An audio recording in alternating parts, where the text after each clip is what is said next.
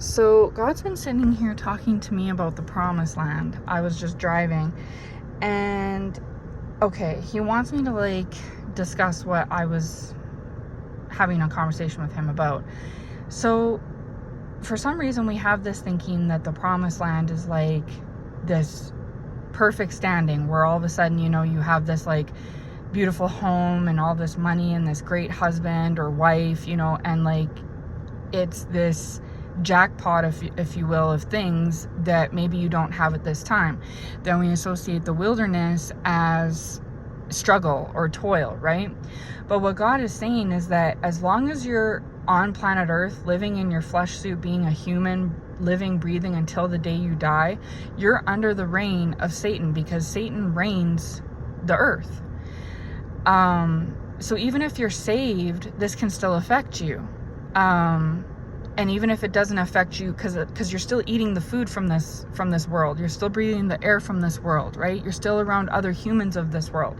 So even if you yourself are saved and you've broken free, you've awakened to your spiritual side, and you've become in relationship with Jesus, you're still surrounded by other people that haven't yet done that. And so my new perception, because this is what God's basically told me, is the promised land is heaven. That's what the promised land is, right? So yes, you may have life more abundantly here on earth, and of course that's the goal, is to try to have a more abundant life, right? But the promised land is actually heaven. It is not here where we live, because everything that could be given to you here on earth isn't from God. It is, but it isn't.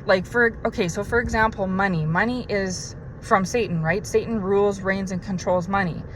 Money's good because it can help you donate to a church or a charity, or buy you and your children a home and food and things like that.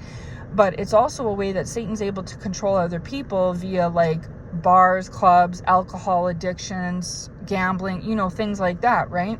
So the things in heaven are perfect, right? So obviously in heaven, there's no monetary system, there's no ranking, there's no status, there's no, well, her husband makes this much money a year and his wife does this for a living and they drive this kind of vehicle. There's no ranking or status in heaven. Everyone is the same, and there's no monetary system and things like that. So technically heaven is the promised land. And then he was telling me about Jesus. He's look to Jesus as an example, and he's right.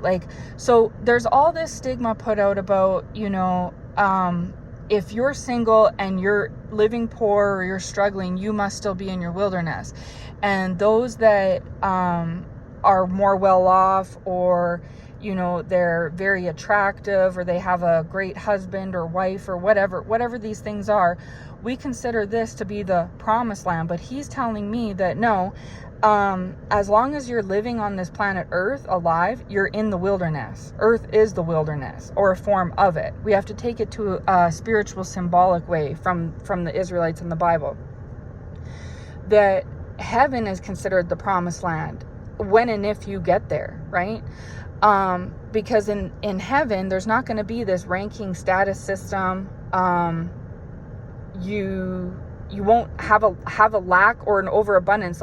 Someone isn't going to have more than someone else, and someone isn't going to have less than someone else, right? In heaven.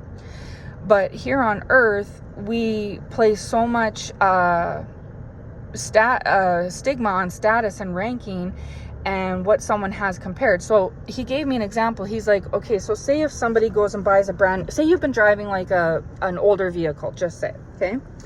And you're finally able to buy a new vehicle.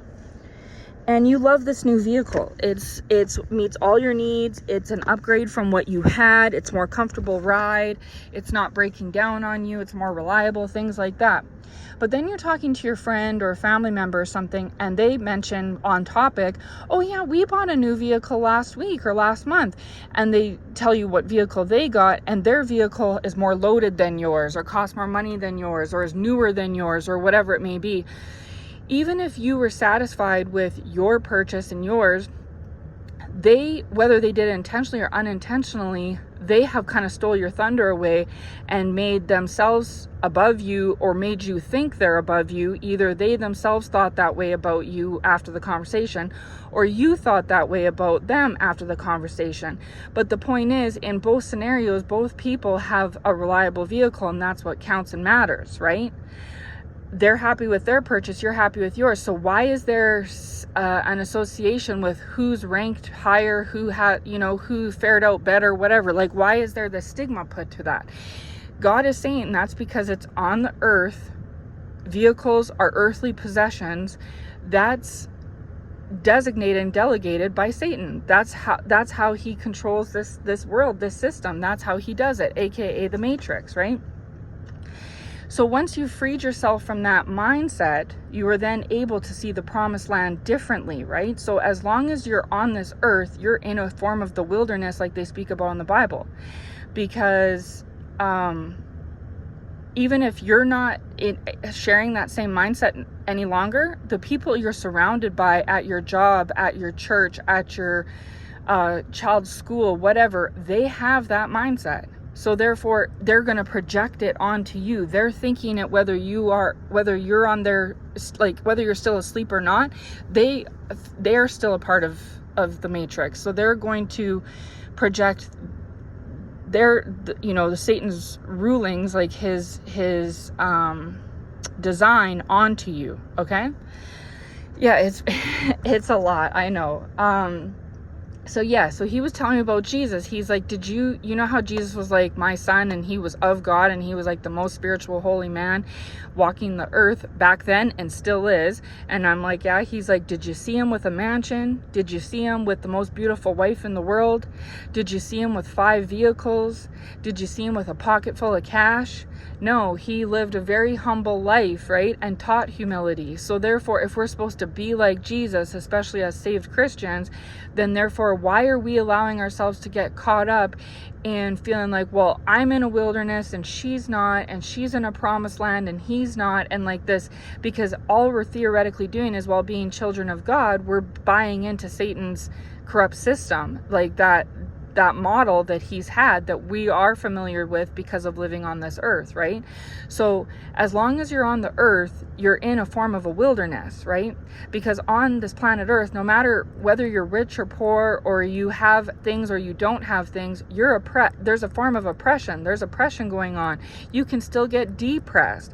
You can still feel repressed, right? There's the world does not care at the end of the day if you're rich or poor, or if you have or if you have not. It will still take things from you. It will still, hurt you and affect you, right? So therefore, as long as you're a human, saved or not, and you're on the planet of earth until you pass away and go up to heaven, you are living in the wilderness all the time.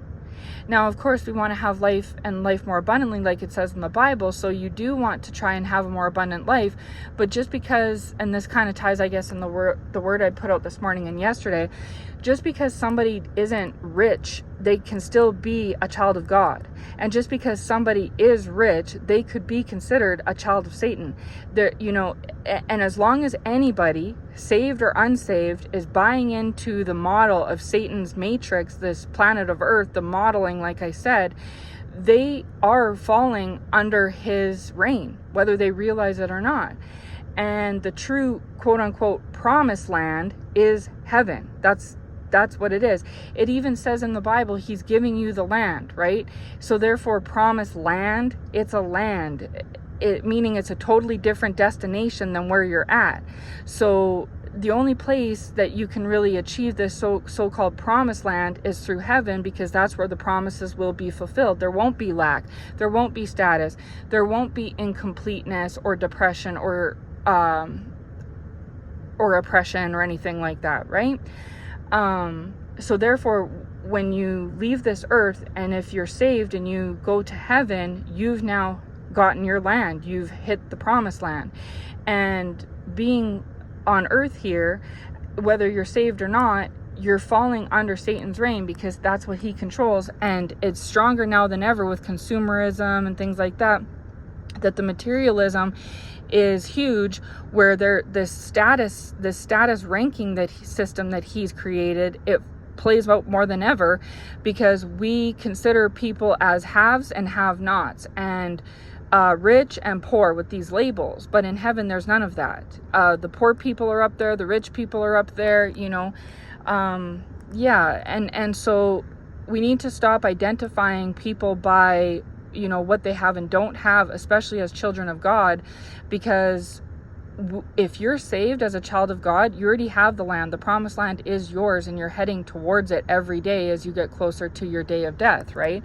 But just expect that as long as you're on this planet, you're going to be in a form of a wilderness. Even if you have this so-called great, amazing life, you can still be in a form of the wilderness. And yes, to try to achieve life and life more abundantly, but consider it a blessing if you are struggling, like if you have humble means, if you have humbleness, like if you are in lack or humbleness. We try, like society tries to put negative on that, but God is saying he considers that a blessing, because then you're emulating Jesus Christ all the more. Jesus Christ didn't have flashy new vehicles. He didn't have boatloads of cash and yachts and mansions and a beautiful, amazing wife and all these